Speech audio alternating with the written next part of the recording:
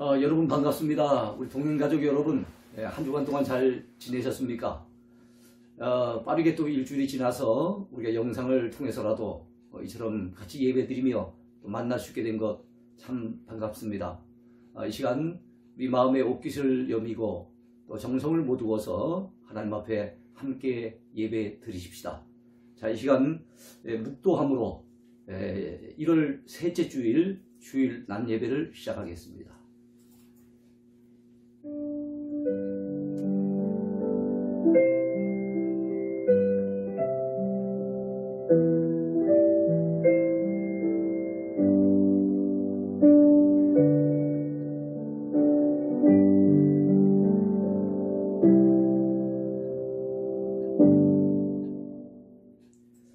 하나님 아버지 감사합니다.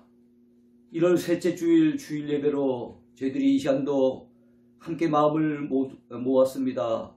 이 시간도 주의 은혜를 사모하며 각 가정에서 주님의 십자가를 바라보며 예배를 드리길 원하오니 이 시간도 우리 예배 가운데 찾아오시어서 간섭해 주시고 주님 부족하지만 우리가 드리는 예배를 통해 영광을 거두어 주시고 예배 참석한 주의 백성들 모두에게 하늘의 충만한 은혜로 채워 주시옵소서.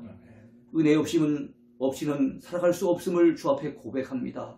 하나님 우리에게 힘을 주시고 이 시간도 은혜를 베풀어 주시고 우리를 붙잡아 주시옵소서. 모든 걸 주께 맡기며 예수님 이름으로 간절히 기도하옵나이다. 아멘. 아멘. 예, 우리 함께 찬송을 부르겠습니다. 27장 1절을 같이 부르겠습니다.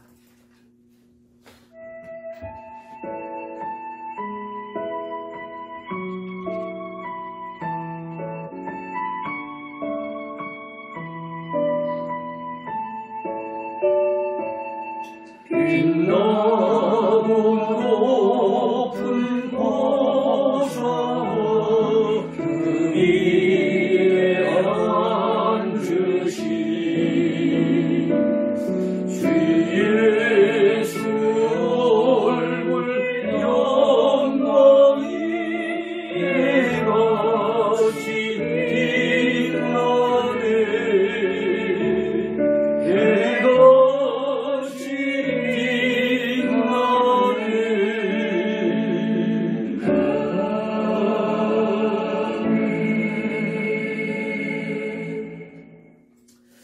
우리 함께 사도신경으로 신앙 고백을 하나님 앞에 올려드리겠습니다. 함께 신앙 고백 드립시다.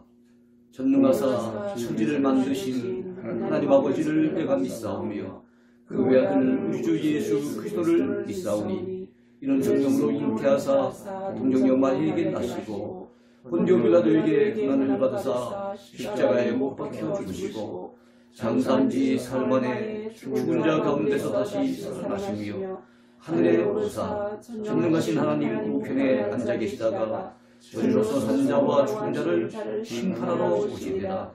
성령을 믿사오며 거룩한 공예와 성도가 서로 교통하는 것과 죄를 사하여 주시는 것과 몸이 다시 사는 것과 영원히 산 것을 믿사옵나이다. 아멘. 예, 이 시간 같이 찬송을 부르겠습니다. 함께 부를 찬송은 96장입니다.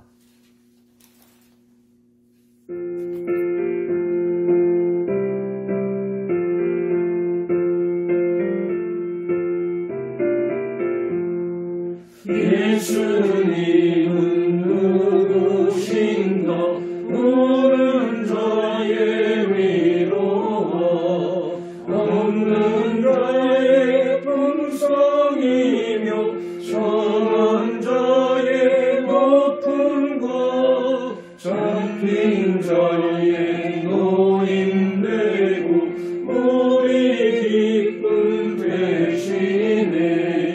예수님은 누구신가 약한 자의 강함과 눈먼 자의 빛이시며 없는 자의 복심과 죽은 자의 부활되고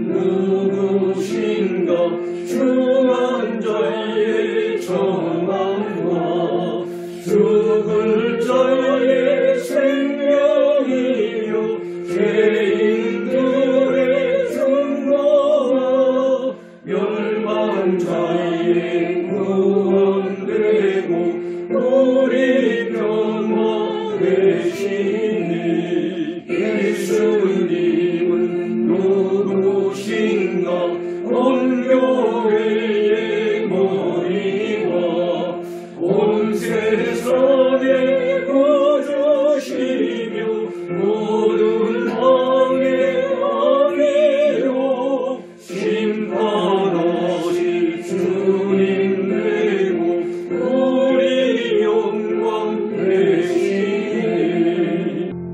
아멘.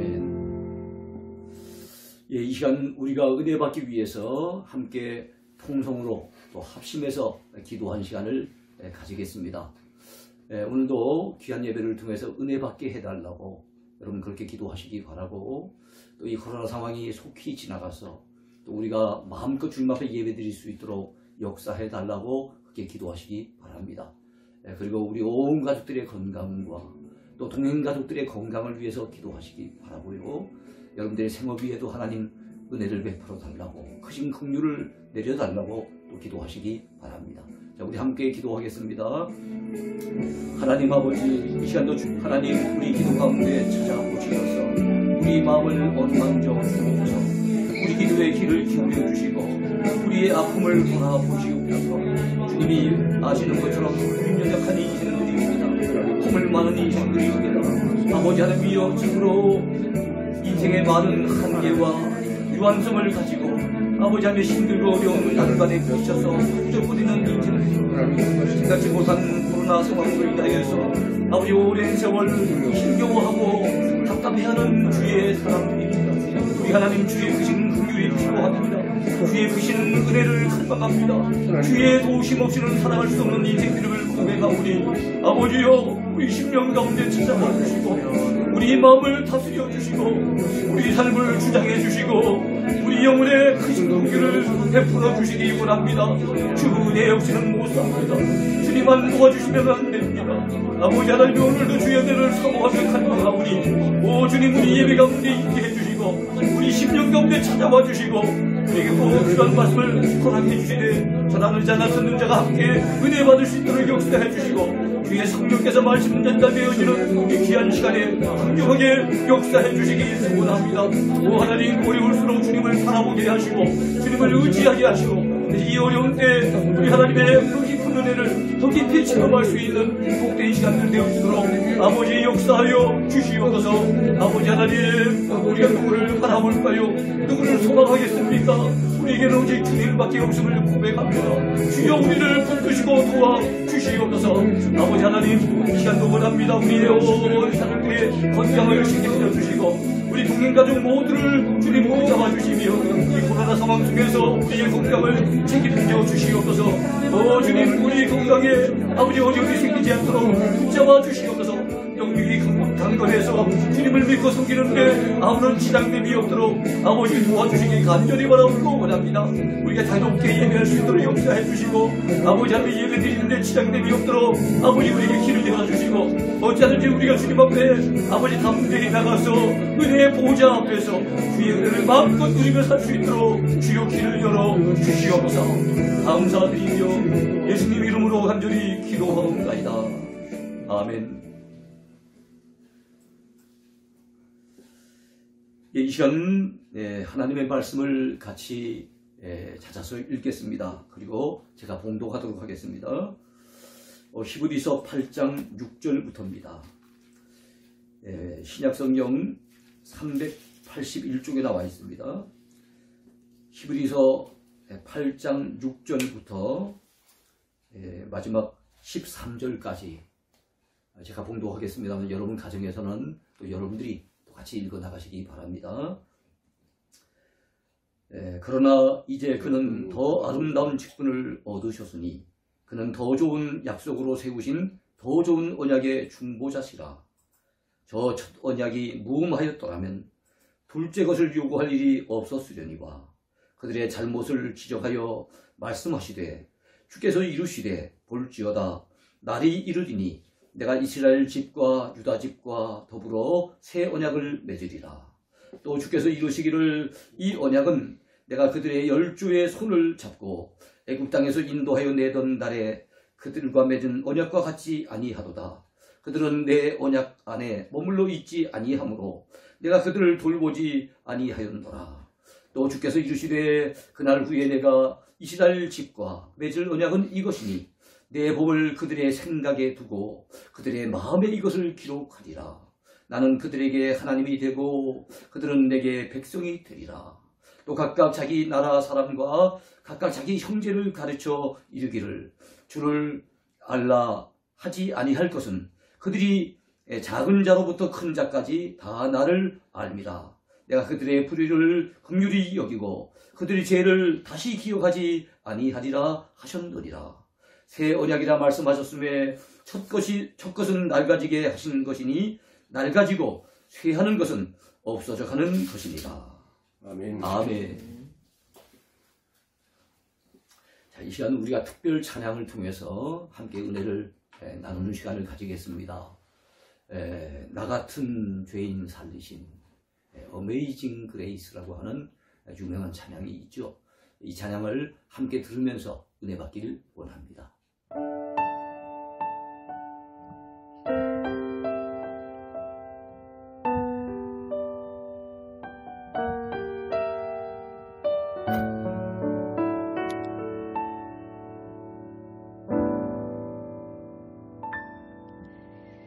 나 같은 죄인 살리신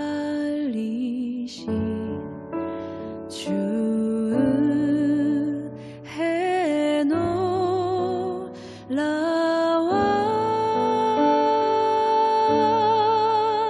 잃었던 생명차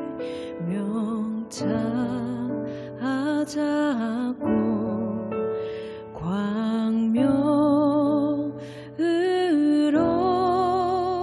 덧내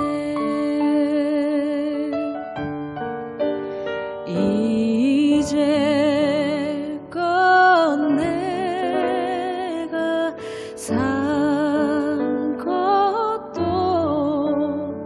주님의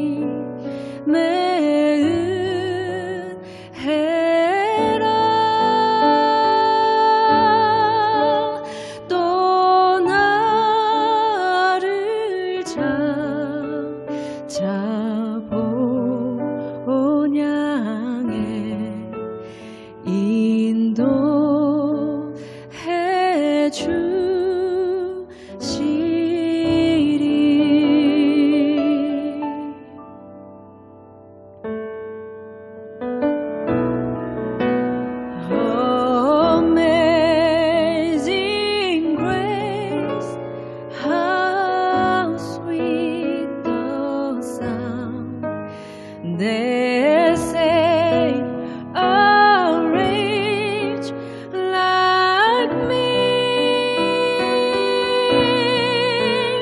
I was lost, but now I'm found, was blind, but now I see.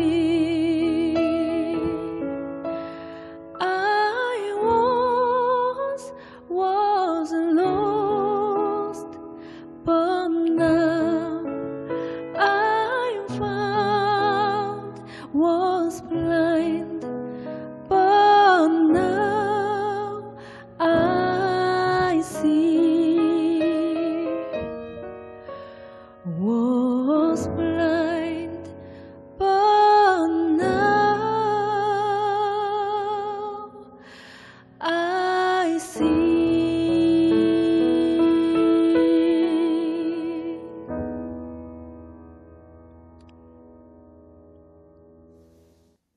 찬양을 통해서 은혜를 받으셨습니까? 정말 이 찬양을 들을 때마다 참 우리 심령에 큰 은혜가 임하는 것을 느낍니다. 참 가사 한 절 한 절이 마음에 와닿는 너무나도 귀한 찬양입니다. 자, 이 시간에는 제가 좀 전에 읽어드렸던 히브리서 8장의 말씀을 가지고 말씀을 전하려고 합니다. 오늘 제가 전하고자 하는 말씀의 주제는 오직 예수뿐이네. 오직 예수뿐이네 하는 제목의 말씀이 되겠습니다. 2021년 새해를 맞은 지도 벌써 반달 이상 지나가고 있습니다. 참 세월이 빠릅니다. 우리 잘 알려진 유행가 가사 가운데 이런 가사가 있죠. 고장난 벽시계는 멈추었는데 저 세월은 고장도 없네. 그래요. 아마 흘러가는 세월에 대한 그 아쉬움을 아마 그 노래 가사에 담은 것 같아요. 고장난 벽시계는 멈춰 서 있지 않습니까? 그 다음에 세월이 가다가 한 번씩은 멈추고 고장도 좀 나고 그러면 세월이 덜 흘러갈 텐데, 그죠? 참 고장난 벽시계와는 다르게 세월이라고 하는 것은 고장나는 것도 없이 얼마나 빠르게 흘러가는지 몰라요. 이렇게 세월이 빠르게 흘러가면서 나이가 들수록 느끼고 깨닫는 것이 있습니다. 그것은 무엇인가 하면 우리 주님밖에는 없구나. 내가 바라보고 의지할 대상, 내 영원한 소망, 내가 믿고 의지할 뿐 우리 주님밖에는 없구나. 예수님밖에는 없구나. 이런 생각을 가지게 돼요. 또 어려움을 많이 만날수록 힘든 일을 당할수록 사람들로부터 때로는 배신을 당할수록 또 세상의 물질이라든가 또 우리가 추구하던 모든 것들이 참 우리를 등지고 떠나가는 것을 경험할 때마다 깨닫는 것이 있죠. 그게 무엇입니까? 오직 예수뿐이네. 우리 주님밖에는 없구나. 우리 주님밖에는 없구나 하는 것을 우리는 뼈저리게 느끼게 되는 것입니다. 우리는 히브리서 기자가 전해주는 이 히브리서 말씀을 통해서도 오직 예수님밖에는 없구나. 모세도 아니고 아론도 아니고 성경의 그 어떤 인물도 아니고 이 세상의 그 어떤 위인도 아니고 우리를 구원해 주실 분은 예수님밖에 없구나. 우리가 믿고 바라보고 의지할 대상은 예수님밖에 없구나 하는 것을 느끼고 깨닫게 되는 거예요. 과거에는 희미하게 깨달았다면 나이가 들어갈수록 참 그 깨달음이 더 참 깊은 깨달음으로 우리에게 와닿는 것 같습니다. 그 깨달음이 더 깊어지는 것 같아요.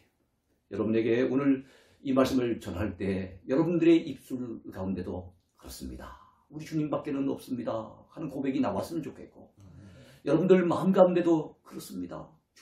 주님밖에는 없어요. 이런 깨달음들이 있어지게 되기를 축원해 드립니다. 우리 하나님께서는 이 세상을 창조하실 때 아담, 하와를 인류의 조상으로 만드셨어요.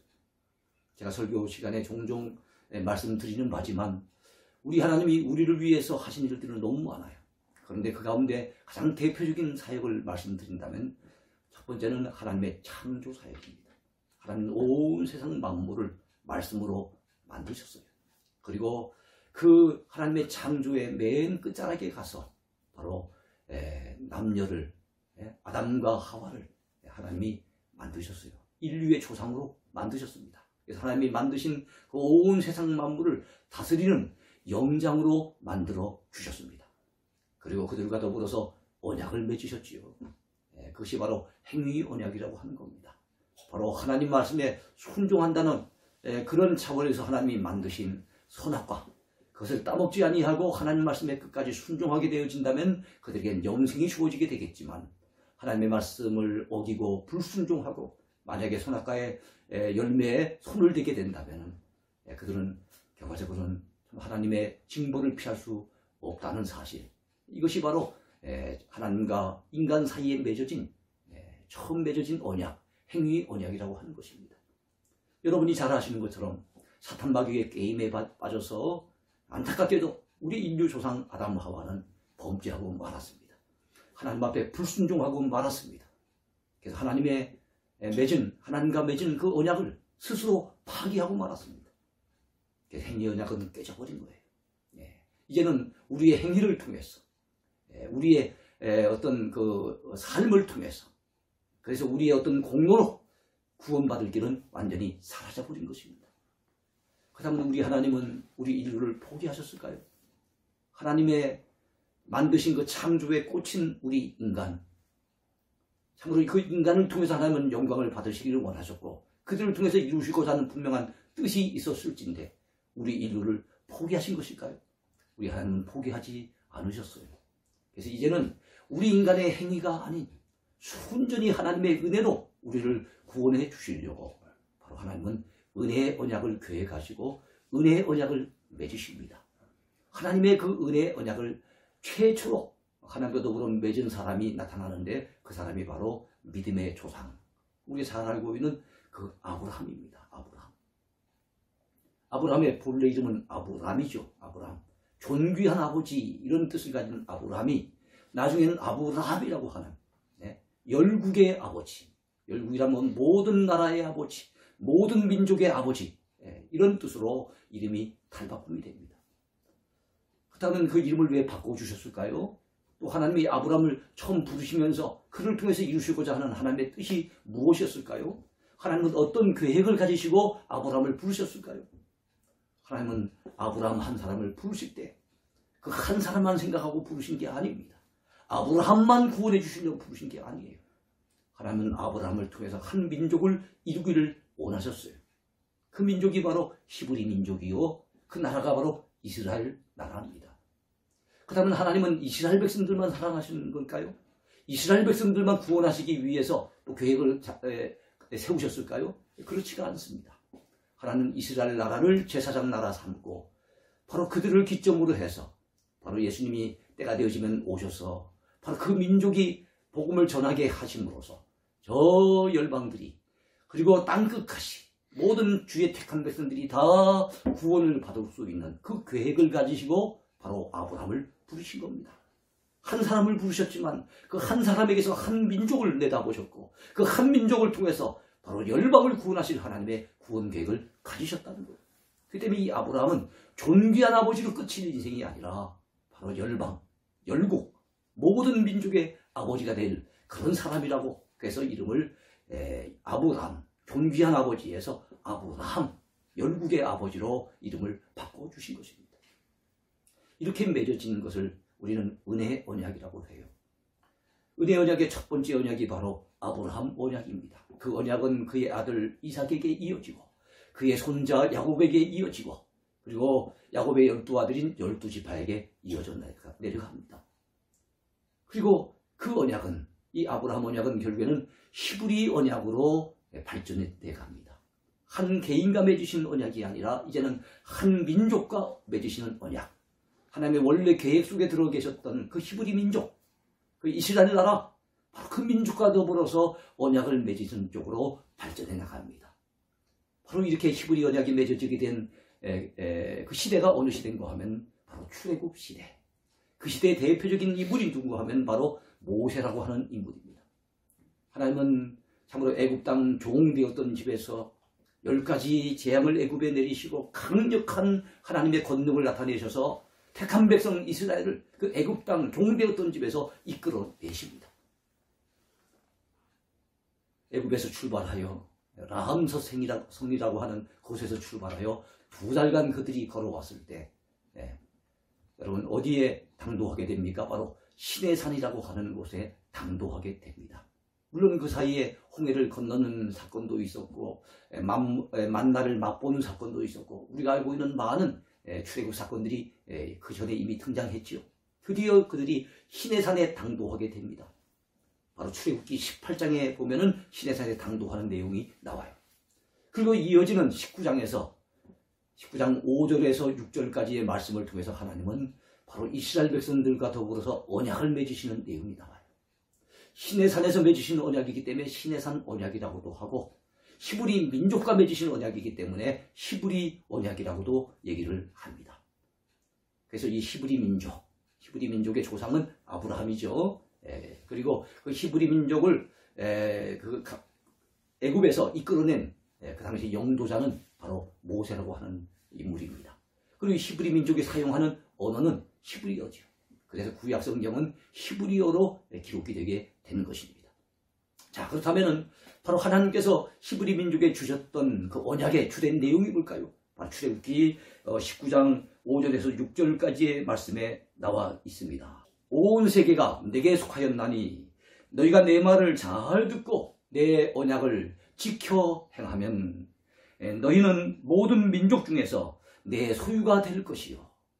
그리고 제사장 나라가 되며 거룩한 백성이 되리라 한 것입니다. 온 세계가 내게 속했다.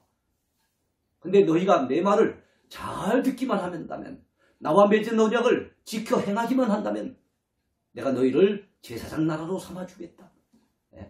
그리고 거룩한 백성이 되게 하겠다. 내 소유로 만들어 주겠다. 라고 하는 것이 바로 히브리 언약의 핵심적인 내용입니다. 거기엔 조건이 있어요. 너희가 내 말을 잘 듣고 내 언약을 지켜 행하면 내가 너희를 내 소유로 삼아주시고 제사장 나라로 삼아주시고 거룩한 백성이 되도록 복을 내려 주시겠다는 거지요. 그러니까 거기에도 역시 순종이라고 하는 것이 따라야 되는 거예요. 그래야만 그 언약이 유효할 수가 있는 것입니다. 바로 이 언약을 히브리서 기자는 옛 언약이라고 얘기합니다. 첫 것이라고 얘기를 합니다. 하나님께서 은혜로 주신 언약 가운데 첫 번째는 바로 모세 시대 때 주어졌던 바로 그 언약이에요. 첫 것. 그걸 갖다가 또 달리 표현한다면 그것을 구약이라고 얘기할 수 있겠죠. 구약. 그렇다면 히브리 언약의 핵심 또는 구약의 핵심이 무엇이겠습니까? 하나님과 맺으신 언약의 핵심, 언약 관계에 있어서 핵심이 되는 것은 두 가지입니다. 하나는 바로 율법입니다. 또 하나는 제사입니다. 그러니까 너희가 내 백성이라고 한다면, 너희가 나와 언약을 맺은 백성이라고 한다면 너희가 내 법을 지켜야 된다. 내가 모세를 통해서 너희에게 주는 이 율법을 지켜 행해야 된다. 라고 하는 것입니다. 두 번째는 너희가 내 백성이라고 한다면 내게만 제사해야 된다. 내게만 예배드려야 된다. 라고 하는 것입니다.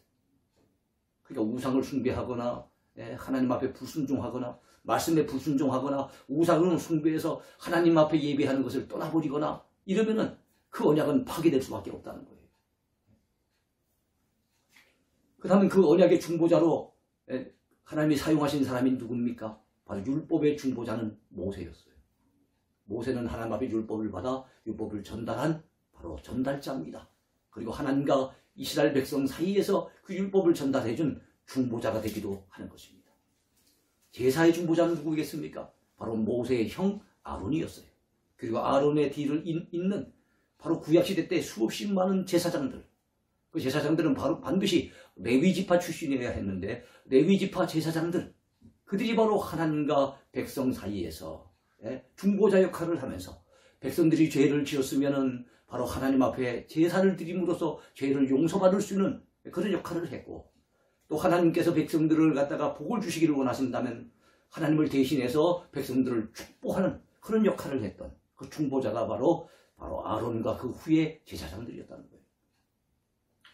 자, 그런데 이 구약, 이 히브리 언약, 하나님께서 주신 첫 것, 그러니까 은혜 언약 가운데 옛 언약, 이것은 어떻게 됐겠습니까? 우리가 잘 아는 바대로 남유다는 남유다대로, 북이스라엘은 북이스라엘대로 참으로 우상 숭배하고 범죄하고 타락하다가 북이스라엘이 먼저 멸망을 당하지요.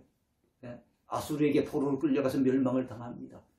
그리고 남유다는 남유다대로 북이스라엘이 멸망당한 지 140여 년 만에 또다시 바벨론에 의해서 멸망을 당해서 그 바벨론으로 포로로 끌려갑니다. 애굽 땅 종되었던 집에서 이제는 하나님께서 그 모세 시대 때 해방시켜 주시고 그들에게 자유를 주시고 그들에게 말씀을 통한 약속을 주시고 그들을 축복해 주셨구만. 그들이 그 언약을 신실하게 지키지 아니하고 불순종함으로 다시금 이제는 바벨론으로 끌려가가지고 바벨론의 종이 되는 거예요. 아수르의 종이 되는 거예요. 그리함으로 하나님께서는 그 언약을 지키실 이제는 이유가 없어진 거지요. 이스라엘 백성들이 그 언약을 먼저 파기했기 때문에 하나님께서는 참으로 그 언약을 하나님께서는 이제 중단하신 겁니다. 그럼 영원히 중단하셨을까요? 아니에요. 그래서 불쌍히 여기셔서 그 백성들이 결국에는 돌아오게 하시고 그 후손들 가운데 바로 예수 그리스도가 탄생하시도록 하나님은 계획하고 계셨어요. 그래서 이제는 옛 언약은 파기됐지만 옛 언약은 짓밟혔지만 그리고 그 구약에서 참 하나님의 뜻은 온전히 이루어지지 아니했지만 하나님께서는 그 구약을 주셨던 것을 미래에 이루어지게 될 예수 그리스도에 의해서 이루어질 그 예표로 그림자로 주신 겁니다. 율법도 그림자였어요. 복음의 그림자입니다. 그리고 아론과 그 후에 제사장들이 드렸던 그 제사도, 송아지와 그 다음에 염소를 잡아서 드렸던 그 제사도 앞으로 십자가를 통해서 당신의 몸을 가지고 영원한 속죄 제사를 지내실 바로 예수 그리스도의 제사, 십자가 제사의 바로 예표였다는 거. 그래서 구약은 온전하지 못했는데 드디어 바로 예수 그리스도에 의해서 완전히 새롭게 하나님의 언약이 이루어지게 될 것을 우리 하나님은 내다보시고 예레미야 선지자를 통해서 새로운 언약에 대한 약속을 주십니다.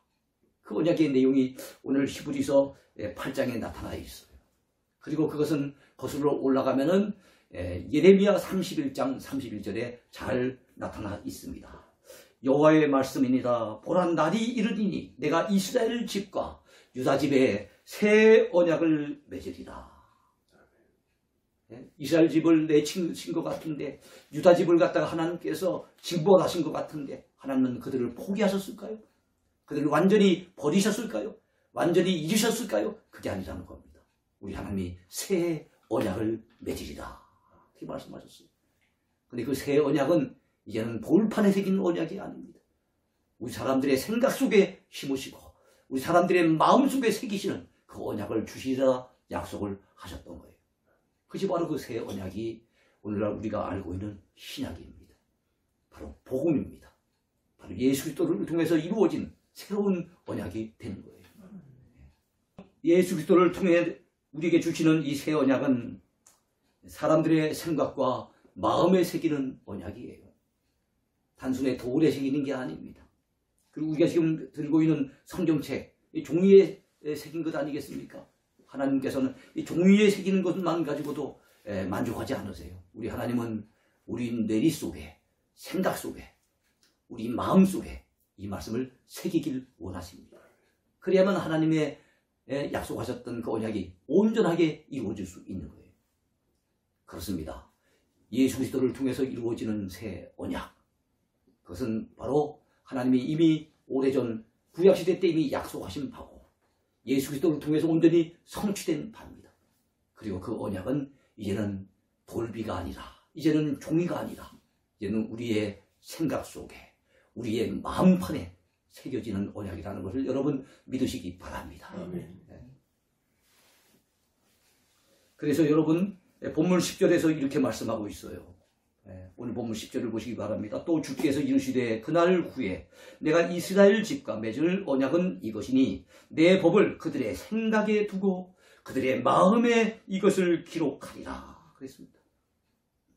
여러분 잘 아시는 것처럼 모세가 십계명을 받을 때 여러분 십계라고 한 영화 보셨죠?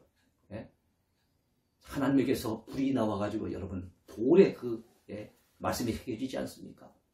율법의 가장 대표적인 십계명이 돌판에 새겨졌어요. 돌 위에 새겨졌습니다. 근데 하나님은 이제는 그게 아니라는 거예요. 새 언약은 하나님이 주실 새로운 법은 바로 그들의 생각 속에 두고 그들의 마음에 이것을 기록하겠다고 말씀하고 있습니다. 그래서 여러분 우리가 그런 걸 생각해 보면 우리가 참 성경에 이 종이에 기록된 이 한 구절 한 구절을 종이에만 남겨두면은 우리는 은혜 받기 어렵습니다. 그건 무의미합니다. 참으로 이 기록된 말씀이 이제는 우리 생각 속에 들어와서 생각을 지배하고 우리 마음 가운데 들어와서 우리 마음을 다스려서 그래서 우리 삶 속에 이 말씀을 순종하여 살아가는 삶으로 나타나게 될 때 그것이 바로 하나님이 의도하셨던 바로 하나님의 언약의 완성이라고 볼 수 있는 거예요. 여러분 믿으시기 바랍니다. 이제 본문 11절을 보시기 바랍니다. 뭐라고 말씀하고 있습니까? 또 각각 자기 나라 사람과 각각 자기 형제를 가리켜 이르기를 주를 알라 하지 아니할 것은 그들이 작은 자로부터 큰 자까지 다 나를 알미라. 내가 그들의 불의를 긍휼히 여기고 그들의 죄를 다시 기억하지 아니하리라. 새 언약이라 말씀하셨음에 첫 것은 낡아지게 하시는 것이니. 이 말씀이 무슨 뜻이겠습니까? 옛날에 첫 언약, 달리 말한다면 구약, 그것은 유대인들, 히브리 민족만 알고 있었던 것이에요. 근데 이제는 새로운 것은 각 민족들이 알게 되어져서 이제 그들에게 그 주를 알라 이렇게 얘기 안 해도 그들은 주를 알 때가 온다는 거예요. 각 나라 각 민족에게 복음이 전달되어져서 그들도 주를 아는 때가 온다는 거예요. 그래서 이제는 유대인만의 하나님이 아니라 이스라엘 백성들만 섬기는 하나님이 아니라 온 세상 여러 민족들이 열방이 더불어 함께 하나님을 섬길 날이 오게 된다는 거예요. 그때가 되면 옛것은 쇠해져진답니다. 여기서 말씀하는 옛것은 구약의 율법을 얘기하는 겁니다. 복음이 오면 율법은 그 역할이 사라져버리는 거예요. 쇠해지는 것입니다. 자, 그럼 모세가 했던 역할이 있고 구약의 제사장들이 했던 역할이 있지만 예수님이 오시면은 예수님이 온전히 그 모든 것을 완성시켜 주시면은 구약에 활동했던 그 사람들의 이제 활동은 더 이상은 의미가 없고 그치게 된다는 것을 말씀하고 있는 것입니다. 그렇다면 여러분, 바로 이 새 언약의 중보자가 누구실까요? 그분이 바로 예수 그리스도이십니다. 율법의 중보자가 모세였다면, 제사의 중보자가 아론과 그의 후예들이었다면, 바로 새 언약의 중보자는 예수 그리스도 그분 한 분밖에 없습니다. 그분이면 족합니다. 그분뿐입니다. 이 사실을 여러분 우리 모두가 알아야 될 줄로 믿습니다. 그래서 8장 6절에서 뭐라고 말씀하고 있습니까? 그러나 이제 그는 더 아름다운 직분을 얻으셨으니, 여기서 말씀하는 그는이라는 분은 예수님을 얘기하는 거예요. 그는 더 아름다운 직분을 얻으셨으니 그는 더 좋은 언약으로 세우신 더 좋은 언약의 중보자시라.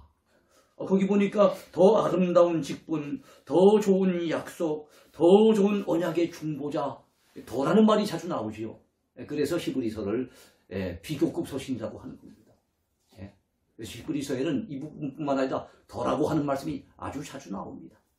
왜냐하면 구약의 율법과 신약의 복음을 비교하고 구약의 모세와 바로 신약의 예수 그리스도를 비교하고 구약의 아론의 제사장 직분과 예수님께서 십자가를 통해 이루신 그 제사장 직분을 또 비교하고, 그런데 더 주님이 우월하고 복음이 우월하고 신약이 우월하고 이런 의미에서 더라고 하는 말이 자주 나온다는 거예요. 그래서 히브리서를 우리는 비교급 서신으로 그렇게 알고 있는 것입니다.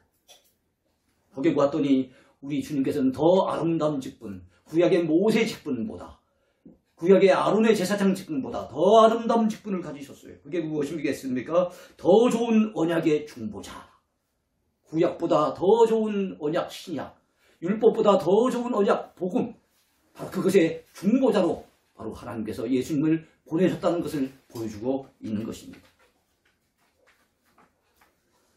예수님은 하나님과 우리 사이의 중보자가 되십니다.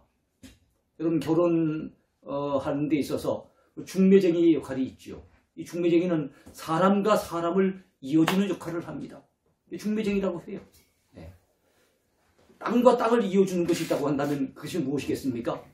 그것은 다리라고 하겠죠. 다리. 거제도와 부산의 그 가덕도를 갖다 연결하면 거가대교라고 얘기하지 않습니까? 저 미국에 가면은 메린카운트와 그 다음에 샌프란시스코를 갖다 연결해주면 그걸 갖다 금문교로 하지 않겠습니까? 그 다리가 있기 때문에 떨어졌던 땅과 땅이 연결될 수가 있는 거예요. 하나님과 우리 죄인 사이는 감히 연결될 수가 없는 거예요. 죄인된 우리가 거룩하신 하나님 앞에 감히 나설 수가 없었던 거예요. 그런데 우리 주님이 다리가 되어주시고 우리 주님이 중매장이처럼 중보자가 되어주셔서 우리는 감히 거룩하신 하나님을 향해 나아갈 수 있는 길이 열리게 된 거예요. 그분을 아버지라 부를 수 있게 된 거예요. 그분 앞에 기도하며 아랠 수 있게 된 거예요. 누구 때문에요? 새 언약의 중보자이신 예수 그리스도로 말미암아 그렇게 되어진 것입니다. 그러니 주님이 우리에게 얼마나 귀한 분입니까? 예수님밖에는 없습니다. 주님뿐입니다. 여러분, 이 사실을 믿으시기 바랍니다. 로마서 3장 23절에 보면 모든 사람이 죄를 범하였음에 하나님의 영광에 이르지 못하더니 그랬어요. 하나님이 계신 영광의 나라. 근데 모든 사람이 죄를 지었어요. 어떻게 노력해도 아무리 노력해도 그 영광의 나라에 이룰 수가 없어요. 그런데 그 하나님의 영광의 나라와 죄인이 살고 있는 이 땅 나라를 십자가를 통해서 연결해 주신 분이 계십니다. 그분이 누구십니까? 예수님이신 거예요. 그분이 우리가 하나님께로 나가는 다리가 되어주신 거예요. 길이 되어주신 거예요. 예수님은 친히 말씀하시기를 내가 곧 길이요 진리요 생명이니 누구든지 나로 말미암고는 아버지께로 올 자가 없느니라. 그렇게 말씀하신 거예요. 여러분 이 사실을 믿으시기 바랍니다. 참 얼마나 놀라운 은혜입니까? 그런데 예수님을 멜기세덱의 반차를 좇은 제사장이라고 말씀하고 있어요. 멜기세덱은 참 신비한 분이기 때문에 그분에 대해서 히브리서 기자조차도 참 정확히 얘기하기가 어렵다고 어느 정도 멜기세덱에 대해서는 좀 가려놓고 있습니다. 그런데 우리 예수님을 멜기세덱의 반차를 좇은 멜기세덱의 반열을 따른 그런 제사장이라고 말씀하고 있어요. 왜 그럴까요? 여러분 예수님이 하나님과 우리 사이에 제사장이 되시지 않았습니까? 예수님께서 이 땅에 오셔서 세 가지 직분을 감당하셨지요. 구약에 기름부어 세움을 받는 세 가지 중요한 직분이 있습니다. 그 직분은 왕의 직분, 선지자의 직분, 제사장의 직분입니다. 근데 우리 예수님께서는 구약의 제사장들은 올리브 기름, 이 감람유를 부어서 세웠다고 한다면 우리 예수님은 성령의 기름 부음을 받으시고 이 땅에 내려오셔서 기름 부음을 받은 자, 곧 그리스도가 되신 거예요. 이걸 구약으로 친다면 메시아라고 그러지요. 기름 부음을 받은 자, 하나님의 뜻을 이루시기 위해서 우리 인간의 구원을 완성하시기 위해서 기름 부음을 받은 자, 바로 그분이 곧 메시아이며 그리스도가 되는 것입니다. 그 다음에 예수님께서 행하실 직분이 바로 왕의 직분, 선지자의 직분, 제사장의 직분 세 가지인데 히브리서에서 강조하는 예수님의 직분은 제사장의 직분입니다. 히브리서를 구약의 제사를 많이 다루고 있는 책인 레위기에 빗대어서 신약의 레위기 이렇게 얘기하는 거죠. 그런데 바로 예수님의 제사장 직분을 얘기할 때 이 히브리서 기자는 멜기세덱의 반열을 따르는 제사장이라고 그렇게 언급하고 있는 겁니다. 왜 그럴까요? 구약의 제사장들은 아론의 후예들이 그 직분을 감당했습니다. 아론의 후예들은 모두 다 레위 지파 출신이었어요. 그래서 제사장하면 레위 지파가 돼야 되는 거예요. 근데 예수님은 우리가 알고 있는 것처럼 유다 지파 출신입니다. 유다 지파 다윗의 후손으로 이 땅에 오셨어요. 그러니까 유다 지파라고 하는 걸 따진다면 구약적인 기준으로 한다면 제사장이 될 수 없는 직분입니다. 그런데도 불구하고 예수님이 제사장의 직분을 감당하실 이유가 무엇입니까? 바로 아론의 반열이 아닌 또 다른 반열이 있는데 제사장의 일반적인 반열이 아론의 반열을 따르는 제사장이라고 한다면 하나님이 일반적인 방법이 아닌 특별한 방법으로 잠시 세우셨던 제사장이 있었어요. 그가 누군가 하면은 바로 멜기세덱이라고 하는 사람입니다. 아브라함에게 11조를 받고 그를 위해서 축복하며 기도해 주었던 제사장이 창세기 14장에 등장합니다. 그 사람이 바로 멜기세덱이에요. 그리고 이 멜기세덱의 반열을 따른 또 다른 제사장이 올 것을 시편 110편에서도 예고하고 있고 바로 예수님이야말로 멜기세덱의 반열을 따른 구약에 약속된 그 메시아라는 것을 증거하기 위해서 구약에 약속된 그 제사장인 것을 증거하기 위해서 히브리서 기자는 바로 이 멜기세덱의 반열을 히브리서 5장과 6장과 7장에 연거푸 언급하고 있는 것입니다. 그렇습니다. 예수님은 일반적인 방법으로 오신 제사장은 아니세요. 아론의 후손은 아니십니다. 그러나 예수님은 특별한 방법, 하나님이 특별히 세우셨던 멜기세덱처럼 특별한 방법으로 이 땅에 오신 특별한 제사장이라는 것을 히브리서 기자는 증거하고 있는 겁니다. 여러분 이 사실을 믿으시기 바랍니다. 그리고 그 제사장은 구약의 제사장과는 다르게 아주 온전한 제사장이에요. 여러분 구약의 제사장과 예수님의 차이가 뭡니까? 구약의 제사장들은 온전하지 못한 사람들이에요. 그들에게는 단점이 많이 있었어요. 구약의 제사장들의 단점이 뭐였습니까? 첫 번째는 그들은 약점을 가진 자들이었다는 거예요. 약점을 가진 자들. 제사를 통해서 하나님과 백성 사이에 중보 역할을 했는데 그 중보자들은 다 약점이 있었어요. 허물이 많은. 그래서 그 백성들을 위해서 제사를 드리기 전에 먼저 자기 자신을 위해서 제사를 드려야 할 바로 그런 자들이었어요. 그뿐만 아니라 그들은 자주 제사를 드려야 됐습니다. 안식일 때마다 제사를 드려야 됐고 절기 때마다 제사를 드려야 됐고 백성들이 제사를 갖다가 요구할 때마다 제사를 드리고 자주 제사를 드려야 됐습니다. 그뿐만 아니라 그들이 드린 제사의 제물은 송아지, 염소, 양, 그러니까 어떤 겁니까? 흠이 있는 온전하지 못한 제물로 가지고 제사를 드렸다는 것입니다. 그리고 그들의 최대 약점이 무엇입니까?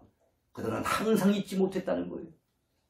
그들은 곧 죽기 때문에 백성들이 의지하던, 백성들이 하나님 앞에 나가는 데 있어서 중보 역할을 했던 그들은 죽으면 결국 또 떠나고 그러니까 항상 잊지 못하는 제사장인 거예요. 그에 비해서 우리 예수님은 어떤 분이십니까? 그와는 다르시죠. 예수님은 흠이 없으신, 죄가 없으신 온전하신 제사장 되십니다. 여러분 믿으십니까? 그분은 자주 제사를 드려야 될 이유가 없어요. 만약에 예수님께서 십자가를 통해서 제사를 드리셨는데 만약 자주 제사를 지낸다면 예수님은 또 십자가를 지시고 또 고난을 당하시고 또 그 참혹한 수난을 겪으셔야 되는데 우리 하나님이 그렇게 하실 리가 없지요. 우리 하나님께서는 예수님의 십자가의 그 제사, 그 한 번의 제사를 완전한 제사로 인정을 하셨어요. 그 때문에 우리 예수님은 또다시 제사 드리고 여러 번 제사를 드리지 않아요. 히브리서 기자는 단번에 영원한 제사를 드렸다고 얘기를 하고 있습니다. 단번에 드린 제사, 영원한 속죄 제사. 여러분 믿으시기 바랍니다. 또한 여러분 예수님께서 드리신 제사의 제물은요, 흠이 있는 제물이 아니에요. 송아지나 염소 같은 그런 제물이 아니에요. 흠이 없으신 거룩하신 하나님의 아들, 당신의 몸을 가지고 십자가에서 제사를 드리셨어요. 그러니까 그 제물이 온전한 제물입니다. 가장 중요한 건 뭡니까? 그분은 살아계세요. 살아서 지금도 하나님 보좌 우편에서 우리 위에 기도하고 계세요. 그분은 우리를 떠나지 아니하시고 세상 끝날까지 우리와 항상 함께 계시는 제사장이세요. 구약의 제사장처럼 한동안 있다가는 떠나가고 또 죽고 하는 그런 제사장이 아닙니다. 그러니까 우리 예수님의 제사장권은 참으로 온전한 제사장권이요 영원한 제사장권인 것을 여러분 믿으시기 바랍니다. 그러니까 우리에게 있는 중보자, 죄인된 우리가 하나님 앞에 감히 나설 수 있도록 그 중간 역할을 해주시는 중보자, 그분은 온전하신 완전한 중보자가 되신 거예요. 그분이 바로 예수 그리스도입니다. 그런 거로 죄인된 우리에게 있어서는 주님밖에는 없습니다. 주님뿐입니다. 누구를 의지할까요? 누구를 바라볼까요? 우리가 늘 믿고 의지하고 바라볼 뿐, 우리가 소망할 뿐 예수 그리스도밖에 없다는 사실을 여러분 믿으시기 바랍니다. 그분이 우리에게 계세요. 그분이 우리의 중보자가 되십니다. 얼마나 감사합니까? 오늘도 우리 위에 간구하고 계시는 주님, 그 주님으로 인해서 우리는 살아갈 힘을 얻고 소망을 얻고 용기를 얻게 되는 것입니다. 여러분 믿으시기 바랍니다. 여러분 히브리서 7장 22절부터 25절까지 언급되는 말씀들에 보면 이런 내용이 나와요. 22절에 이와 같이 예수는 더 좋은 언약의 보증이 되셨느니라 그랬습니다. 23절에는 제사장 된 그들의 수요가 많은 것은 죽음으로 말미암아 항상 잊지 못함이라. 구약의 제사장들은 엄청나게 많았어요. 왜요? 죽음으로 인해서 항상 잊지 못하기 때문에. 24절에는 이렇게 말씀합니다. 예수는 영원히 계심으로 그의 제사장 직분도 갈리지 아니하는도다. 구약의 제사장들은 여러 사람이 필요했지만 우리 주님은 영원히 계시기 때문에 그 제사장 직분은 갈리지 않아요. 주님이 중보자가 됐다가 또 다른 중보자가 필요하고 그러지 않습니다. 이단은 하나님께서 각 시대마다 세우신 구원자가 다르다고 얘기해요. 그래야만 비집고 들어갈 틈이 보이지 않습니까? 옛날엔 예수님 때문에 구원받았지만 오늘 이 시대에는 자기 때문에 구원받는다는 거예요. 그래서 이단들이 그거를 갖다 빌미로 사람들을 미혹하고 있는 겁니다. 그런 잘못된 가르침에 빠지면 안 되는 거예요. 하나님 앞에 나갈 유일한 중보자, 지금도 살아계신, 항상 우리 곁에 계신 유일한 중보자, 오직 예수뿐입니다. 주님밖에는 없습니다.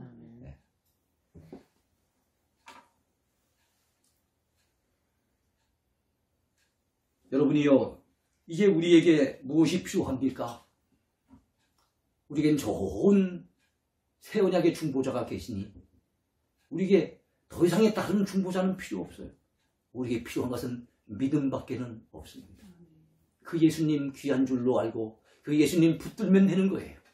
그 예수님 믿고 의지하면 되는 거예요. 그 주님만 믿고 신뢰하면 되는 것입니다. 오늘 우리에게 필요한 것은 믿음이에요. 그래서 새 언약인 이 신약은 율법을 지켜 구원받으라고 말씀하지 않아요. 네. 예수 믿고 구원받으라고 얘기합니다. 예수 믿으면 영생을 얻는다고 약속하고 있어요. 이 사실을 믿으시기 바랍니다. 살아가기가 힘든 세상 아닙니까? 우린 참 어려운 시기를 만나지 않았습니까? 네. 이럴 때일수록 우린 깨달아야 됩니다. 주님, 오직 주님밖에는 없습니다. 우리가 믿고 의지할 뿐, 우리가 소망하고 따라갈 뿐, 우리가 의지하고 기댈 뿐 주님밖에 없습니다. 오직 예수님 뿐입니다. 이런 고백이, 이런 깨달음이 저와 여러분 모두에게 있어지게 되기를 축원해 드립니다. 여러분, 뿔이라고 하는 영화 과거에 보신 적이 있으십니까? 네, 원래는 소설이었어요. 네, 알렉스 헤일리라고 하는 분이 쓴 것입니다. 이것이 1977년도에 퓰리처 상을 받기도 했고요. 그 당시 미국 TV 드라마로 갔다가 방영이 되어져서 아주 큰 반향을 일으키고, 또 이것이 우리 한국과 세계 곳곳에 방영됨으로써 정말로 이 흑인의 뿌리에 대해서 사람들이 많은 관심을 가지게 되었던 것입니다. 이 뿌리를 쓴 작가 알렉스 헤일리, 그는 그의 7대조 조상의 이야기를 다루고 있습니다. 그의 7대조 조상이 누굽니까? 쿤타 킨테입니다. 쿤타 킨테.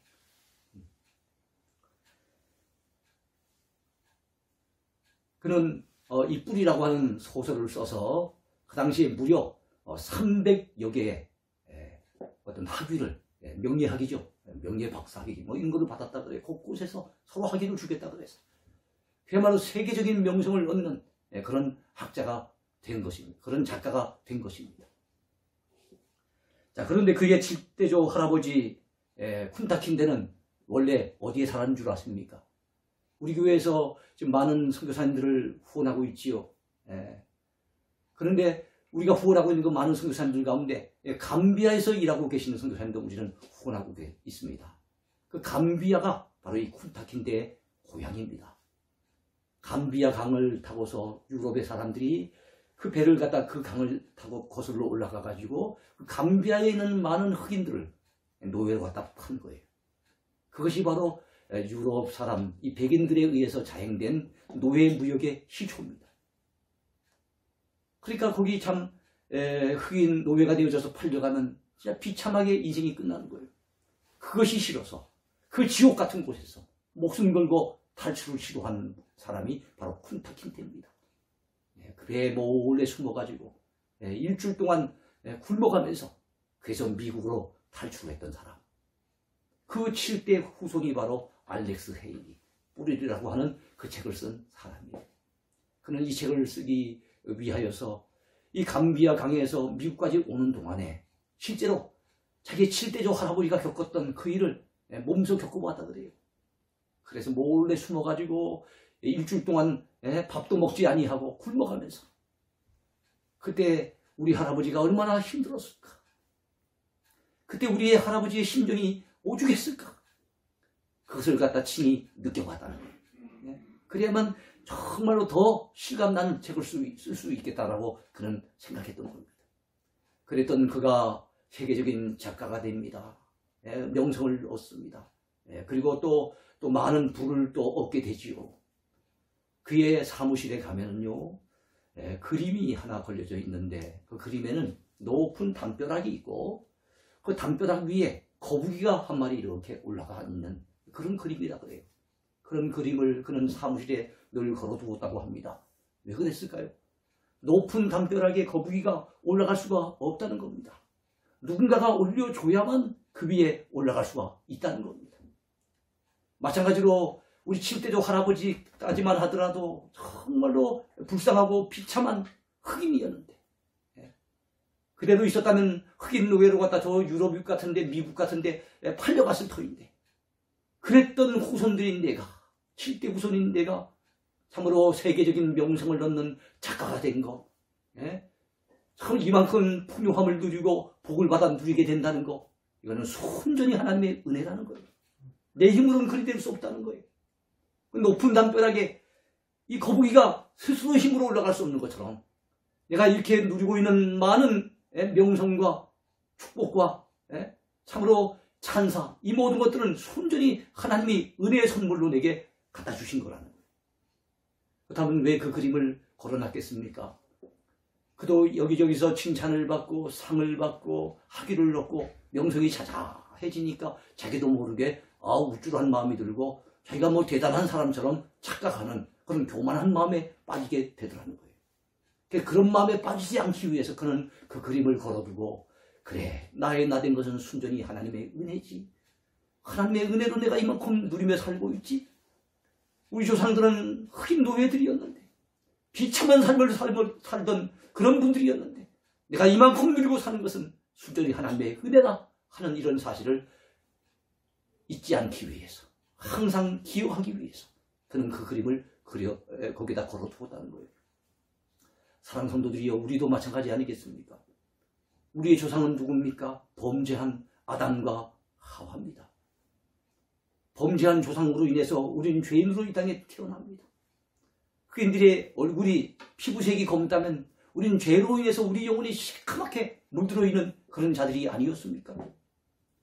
그랬던 우리가 참으로 하나님의 자녀의 특권을 누리고 하나님 앞에 구원받아 참으로 영생을 얻는 그런 복된 자리에 임하고 저 영원한 천국을 소망 중에 바라볼 수 있게 된 것, 여러분, 우리 공로겠습니까? 우리 노력에 결과이겠습니까? 거북이가 높은 담벼락에 스스로의 힘으로 올라갈 수 없는 것처럼 우리는 우리 스스로의 힘으로 무슨 자격이나 공로가 있어서 우리가 구원받게 된 것 아닙니다. 순전히 하나님의 은혜입니다. 순전히 하나님의 은총입니다. 순전히 예수 그리스도의 십자가의 그 은혜임을 우리는 잊어버리면 안 됩니다. 우리 중보자 되신 예수 그리스도의 그 공로임을 우리는 놓쳐버리면 안 됩니다. 그래서 사도 바울은 이 사실을 깨닫고 항상 십자가만 자랑하며 살겠다고 고백했어요. 갈라디아 6장 14절에 나와 있는 십자가만 자랑한다는 그 사도 바울의 자랑, 이것은 여러분, 얼마 전에 돌아가신 미국의 유명한 전도자가 있었지요. 빌리 그레이엄 목사님. 참으로 전 세계 22억 명의 사람들에게 방송을 통해서든지 직접적인 집회를 통해서든지 여러 가지 방식으로 22억 명의 많은 사람들에게 복음을 전했던 그 빌리 그레이엄 목사님. 역대 미국의 많은 대통령들에게 선한 영향력을 끼쳤던 그런 빌리 그레이엄 목사님이지만 내가 자랑할 수 있는 것은 주님의 십자가밖에 없다는 것. 바로 그 구절을 그는 가장 좋아했다고 전해지고 있습니다. 여러분, 우리 모두 교만하지 맙시다. 나의 나된 것이 하나님의 은혜임을 깨달읍시다. 십자가만 사랑하며 살아갑시다. 예수 그리스도의 복음을 모르는 자에게 우리도 이제는 복음을 전하며 살아가십시다. 우리 주님이 하나님과 죄인된 우리의 다리가 되어주신 것처럼 우리도 주님을 알지 못하는 자들에게 주님과 그들을 연결시켜주는 다리의 역할을 감당해 내십시다. 그래서 우리의 남은 생에 예수 아니면 살아갈 수가 없네. 은혜 아니면 살아갈 수가 없네. 호흡마저도 다 주의 것이니 세상 평안과 위로 내겐 없어도 오직 예수뿐이네. 우리 최근에 자주 부르고 있는 그 찬송가 가사처럼 여러분, 우리 모두 주님밖에는 없어요. 주님뿐입니다. 이런 고백을 가지고 살아가는 저와 여러분 모두가 되길 바랍니다. 특별히 코로나로 인해서 많이 힘들어지는 요즘 시대, 이 힘든 시기를 우리가 살아가고 있지 않습니까? 이럴 때일수록 우리는 깨달음을 가져야 됩니다. 이런 때일수록 주님, 제가 믿고 바라볼 뿐 주님밖에는 없습니다. 주여, 참으로 주님을 믿고 의지하오니 도와주옵소서. 주의 은혜 없이는 못 삽니다. 주여, 나를 은혜로 오늘도 붙잡아 주시옵소서. 기도하며 살아간 여러분 모두가 되기를 축원해 드립니다. 축원해 드립니다. 자, 오늘 주신 말씀을 생각하면서 같이 기도하고 또 하나님 앞에 매달립시다. 비록 길게 기도하진 못하지만 한 2분 정도 우리 간절한 마음으로 기도할 때, 하나님, 오직 주님뿐입니다. 주님 밖에는 없습니다. 주 은혜 아니면 못 삽니다. 하나님 이 어려운 시기에 주여 우리를 은혜로 붙잡아 주시옵소서. 우리 가정을 은혜로 사로잡아 주시옵소서. 우리 같이 한번 기도하겠습니다. 하나님 아버지 감사합니다. 오늘 주시는 말씀을 인하여 감사합니다. 말씀을 통해서 깨닫고 보니 오직 주님밖에 없음을 고백하게 됩니다. 그렇습니다. 주님뿐입니다. 우리에겐 주님밖에는 없습니다. 은혜 없이는 못 삽니다.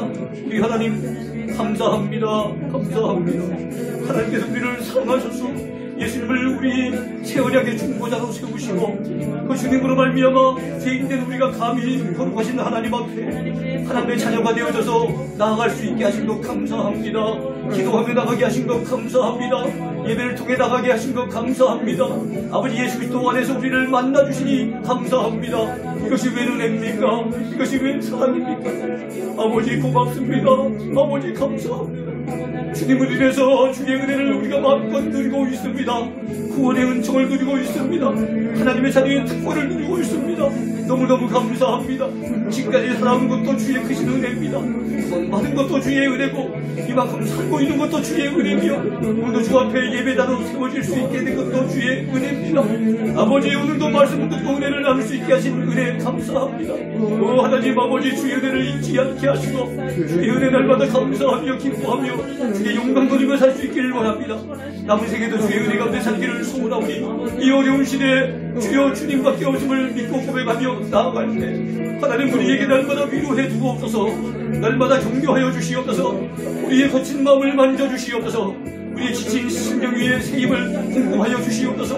오 주님 우리의 가정을 돌아보시고 우리의 교회를 돌아보시고 우리의 삶을 주장하여 주시옵소서. 남은 생에 어떤 환경 속에서도 우리가 믿음을 잃지 아니하고 아버지 주님을 향한 소망 약해지지 아니하고 날마다 주님 바라보고 의지하며 믿음으로 승리하도록 우리 모두를 붙잡아 주시옵소서. 감사드리며 예수님 이름으로 간절히 기도하옵나이다. 아멘.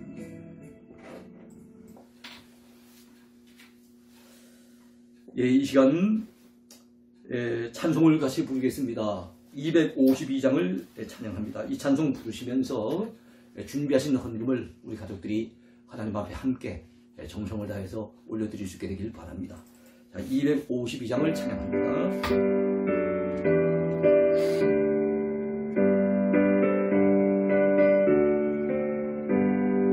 나의 죄를 씻기는 예수의 피밖에 없네.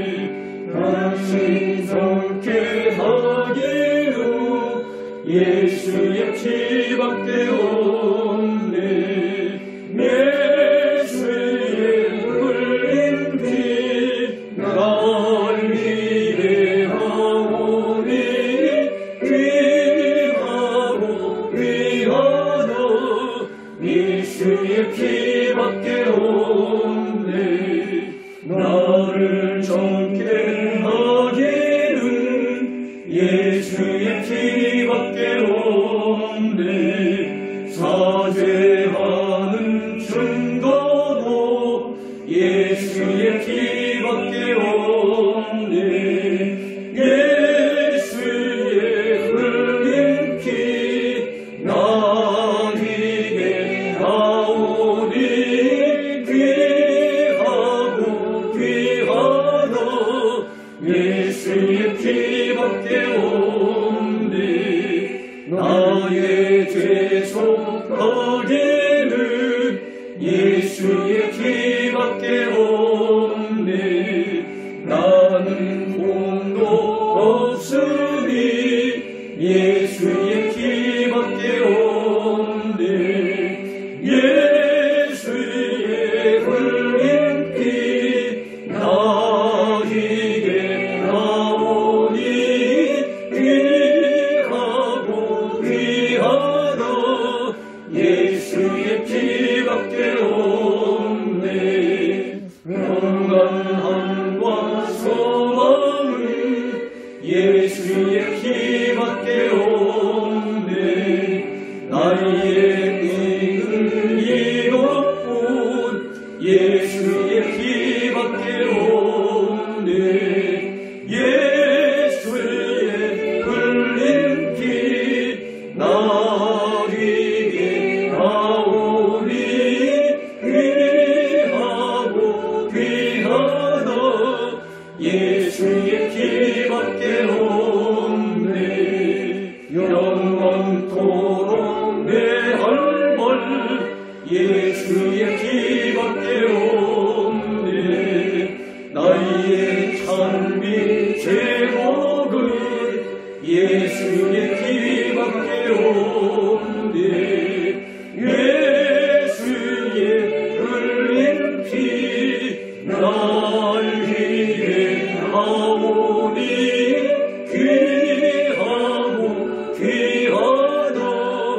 예수의 피밖에 없네. 아멘. 이 시간 하나님 앞에 정성껏 바친 헌금을 위해서 제가 대표로 기도하겠습니다. 하나님 아버지, 감사합니다. 어려운 시대를 살아가고 있지만 그럼에도 불구하고 우리의 생명과 건강을 지켜주신 하나님 감사합니다. 오늘도 예배드릴 수 있는 기회를 주신 하나님 감사합니다. 오늘도 주의 은혜로 우리를 붙들고 계신 하나님 감사합니다. 또한 우리에게 필요한 것들을 때를 따라 공급해 주신 하나님 감사합니다. 아버지 하나님, 참으로 오늘도 주께서 베푸신 은혜를 따라 감사함으로 이 시간도 귀한 예물을 정성으로 올려드리오니 아버지여 받아주시고 기뻐해 주시옵소서. 어려움 중에 바치는 성도들의 그 정성을 하나님 참으로 흠양해 주시고 아버지 이 물질이 쓰여질 때 우리 하나님의 영광이 크게 드러날 수 있도록 주님 특별히 간섭해 주시기 원합니다. 아버지 하나님, 우리 형편과 사정을 아시고 여기까지 은혜 베푸신 하나님, 오늘까지 주의 복으로 채워주신 하나님 감사합니다. 앞으로의 우리 삶 가운데도 주의 은혜가 필요한 줄로 믿사오니 주께서 주시는 그 놀라운 참으로 복을 우리가 누리며 살길 원하오니 주여 이 시간도 우리 심령 가운데 찾아와 주셔서 우리 가정 가운데 찾아와 주셔서 주의 복으로 충만하게 채워주시옵소서. 영혼이 잘 되어지는 새해가 되기를 원합니다. 범사도 잘 되어지도록 간섭해 주시고 우리 생업 위에 복을 내려 주시옵소서. 어려움이 없도록 보살펴 주시옵소서. 영육간의 건강도 책임져 주시기 원합니다. 그래서 올 한 해 주의 주시는 은혜와 복을 마음껏 누리며 주께 영광 돌리며 살기에 부족하지 않도록 우리 삶을 다스려 주시옵소서. 주여 주의 은혜를 우리 심령 가운데 우리 가정 가운데 내려 주시옵소서. 감사드리며 예수님 이름으로 간절히 기도하옵나이다. 아멘. 이 시간 광고의 말씀을 여러분들에게 전해드리겠습니다. 오늘은 기쁜 소식이 있습니다. 기쁜 소식이 몇 가지 있는데요. 첫 번째 전해드릴 소식은 우리가 드디어 대면 예배를 드릴 수 있는 날이 왔습니다. 오늘 주일 예배를 마치면 내일부터는 모든 새벽 기도회와 그리고 3일 예배 그리고 금요 기도회 다 우리가 대면 예배를 드릴 수 있게 되어졌습니다. 물론 어떤 제약 조건은 있지만 그러나 우리가 조금만 신경 쓰면은 우리가 그래도 자유롭게 예배 드릴 수 있는 여건이 이제 마련된 것 같아요. 다음 주일부터는 주일 예배도 우리가 대면 예배를 드릴 수 있습니다.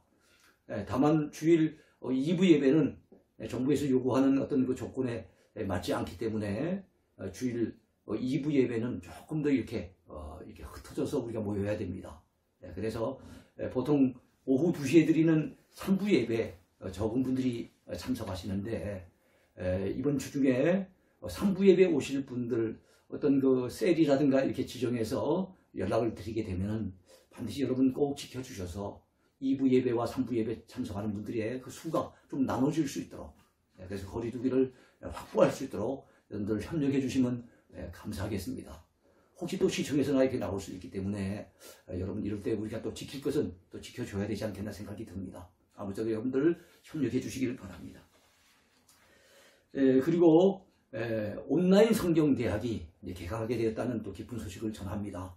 내일부터 월, 화, 수, 목 4일 동안은 일주일에 4일 동안은 30분에서 그저 35, 한 5분 사이에 그런 길이의 성경 강의를 여러분들에게 보내드릴 거예요. 여러분들 아침 8시만 되면 여러분 휴대폰에 이 영상이 전달이 될 겁니다. 다만 여러분들이 좋은 시간, 가장 적당한 시간을 여러분들이 잘 정하셔서 그 다음에 또 하루를 넘기면 그 다음날께 또 이 배달되고 오기 때문에 가능하다면 그날 부분은 그날 여러분 들어주시면 좋겠어요. 30분 그렇게 긴 시간은 아닙니다. 물론 짧은 시간도 아니지만 조금만 마음 먹으면 가질 수 있는 시간이니까 여러분 시간을 내셔서 아무쪼록 귀한 성경 강의 영상을 통해 은혜를 많이 받으시기 바랍니다. 월, 화, 수, 목입니다. 원래는 금요일까지도 생각하고 있었는데 금요일 날 저녁에는 또 금요 기도회도 있고 또 낮에는 여러분들이 또 직장 근무하는 분들을 바쁘셔서 아마 시간 내기가 쉽지 않을 것 같아서 월, 화, 수, 목 4일만 보내드리는 거로 이렇게 결정을 보았습니다. 그리하시고 적극적인 동참, 그래서 여러분 동참하심으로써 또 은혜 많이 받는 그런 기회가 됐으면 좋겠습니다. 또 선교 헌신 예배를 다음 주일 저녁 예배 시간에 우리가 드리도록 그렇게 소식을 전합니다. 매월 첫째 주일, 그러니까 1월 첫째 주일 저녁 예배 때 우리가 선교 헌신 예배를 드려야 되는데 우리가 비대면 예배를 드리는 상황이었기 때문에 그동안에 선교 헌신 예배를 드리지 못했습니다. 1월 넷째 주일이지만 24일 주일 저녁에 우리가 새해 들어서 첫 번째 선교 헌신 예배를 드리도록 그리하겠습니다. 선교위원회 주관으로 드리겠습니다. 특별히 브라질에서 들어와 계신 류영신 선교사님, 우리가 오랫동안 후원하고 있는 선교사님이세요. 그 선교사님이 우리 교회에 오셔서 강단에서 말씀 전하기는 처음인 것 같습니다. 기대감을 가지시고 또 많이 동참해 주시면 감사하겠습니다. 끝으로 기부금 납입 증명서와 관련해서 문의 전화를 하신 분들이 많습니다. 여러분들 미리 사무실에 전화하셔서 신청해 놓으시면은 서로 약속을 잡으셨다가 또 그 맞는 시간에 사무실 찾아오셔서 받아가시면 됩니다. 그래가지고 연말 정산하는데 아무런 어려움이 없도록 저희 사무실에 적극 협력하겠습니다. 그래가지고 그렇게 처리하시면 되겠습니다. 광고용 말씀은 여기까지입니다. 아무쪼록 주안에서 또 한 주간도 건강하시길 바라겠습니다. 자, 축도함으로 오늘 예배를 모두 마칩니다.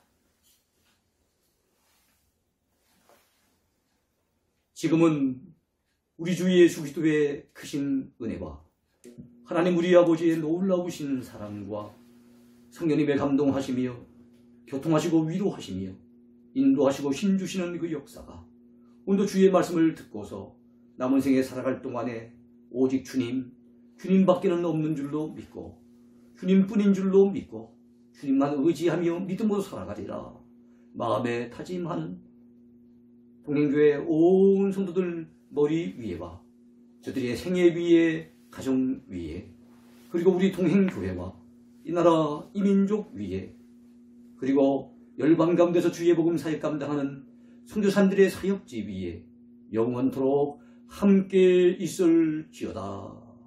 아멘. 아멘.